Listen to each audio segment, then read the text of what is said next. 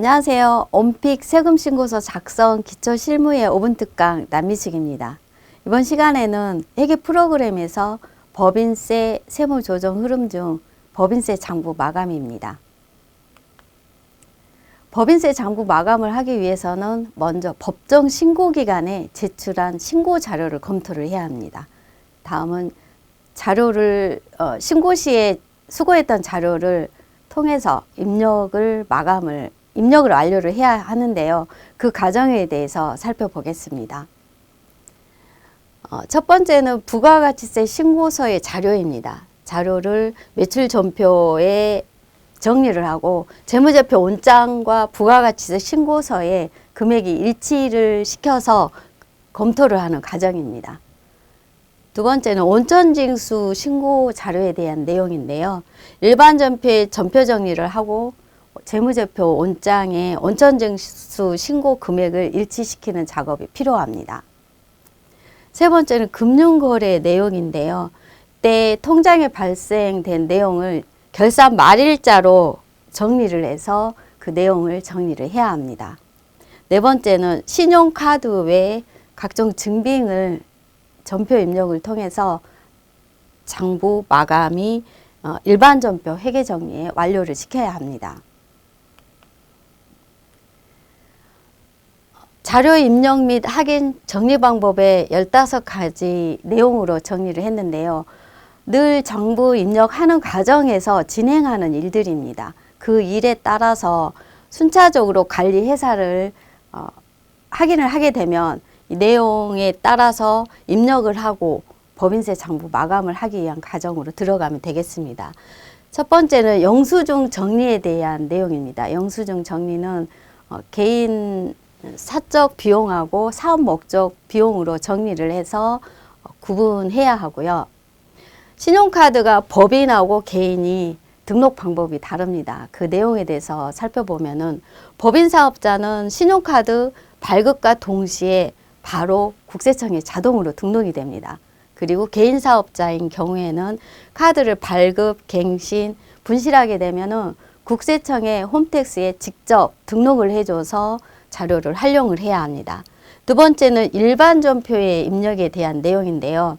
일반 전표에 입력하는 내용은 신고 때가 지나고 난 뒤에 항상 진행하는 일이기도 합니다. 그래서 일반 전표 적격 증빙 여부 체크를 하고 통장, 인건비, 업무용 승용차 등 해당되는 내용이 모두 일반 전표에 반영을 해서 전표 입력이 되어야 합니다. 다음 세 번째는 메인 매출장의 매출 금액하고 부가가치세 신고서상 매출 금액 확인인데요. 때 확인하는 과정에서 부가가치세한 신고 집계표를 다시 정리를 하고 매출 금액을 검토하는 과정입니다.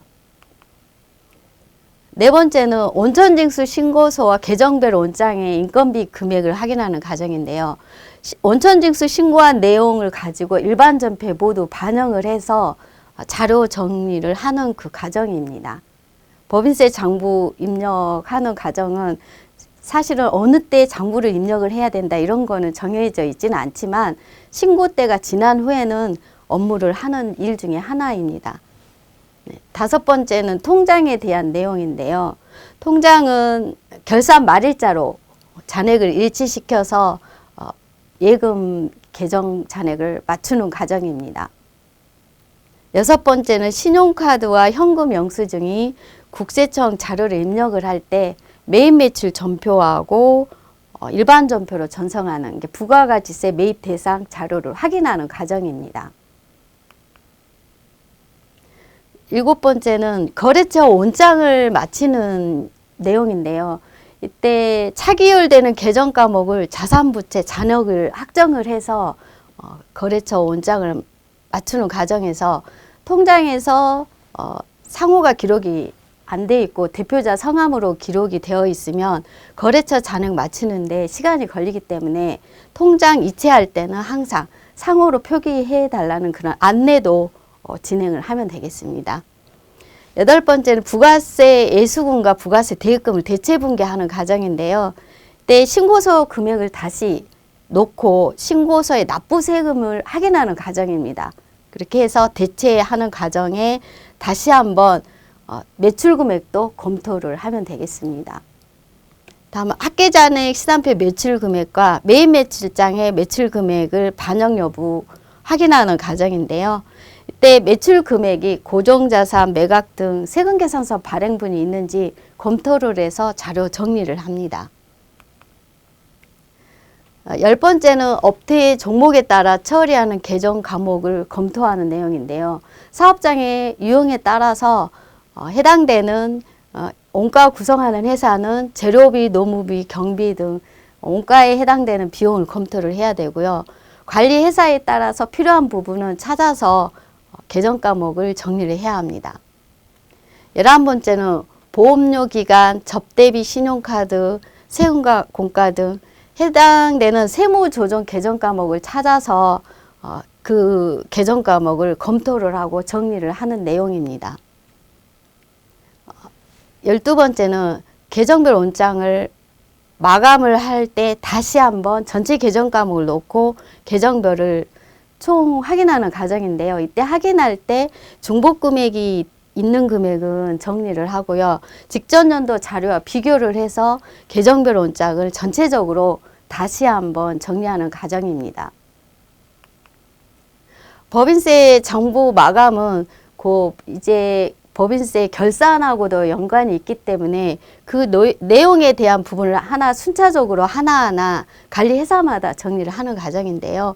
현금 시제 정리입니다. 현금 시제 정리는 개인과 법인이 다른 점이 있습니다. 확인을 해보면 개인은 현금 흐름을 자유롭게 정리를 합니다. 그래서 현금 예금 조정으로 들어가서 정리를 하면 되고요.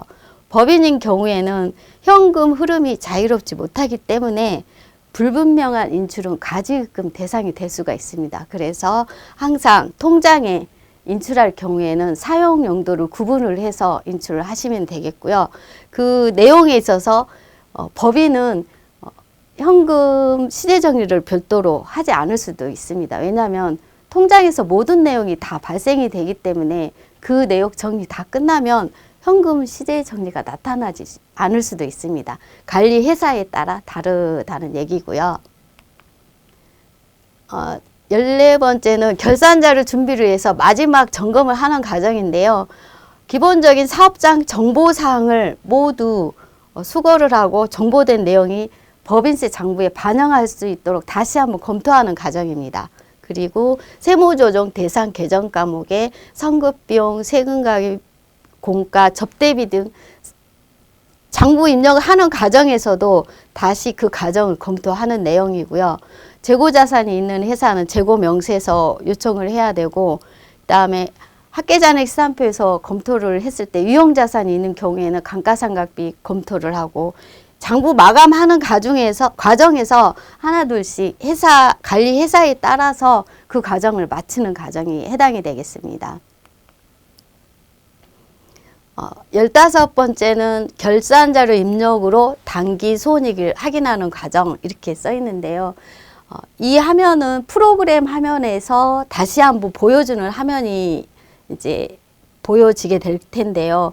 결산자료 입력의 화면으로 들어가게 되면은 먼저 원가를 선택을 해서 해당되는 업종을 원가 선택을 한 다음에 재고자산이 있는 경우에는 재고자산을 반영을 하고, 그리고 감가상각 비용들을 반영한 금액을 확인을 하고, 그 외에 세무조정을 대상되는 계정과목을 검토해서 결산자료를 마치는 그 과정입니다. 그리고 단기 손익을 확인을 해서 F3 전표 추가로 꼭 전표 추가 후에 재무제표의 단기 손익을 확인하는 과정인데요. 결산자료 입력 과정입니다. 그 과정에 대해서 법인세 장부 마감을 진행을 했는데요.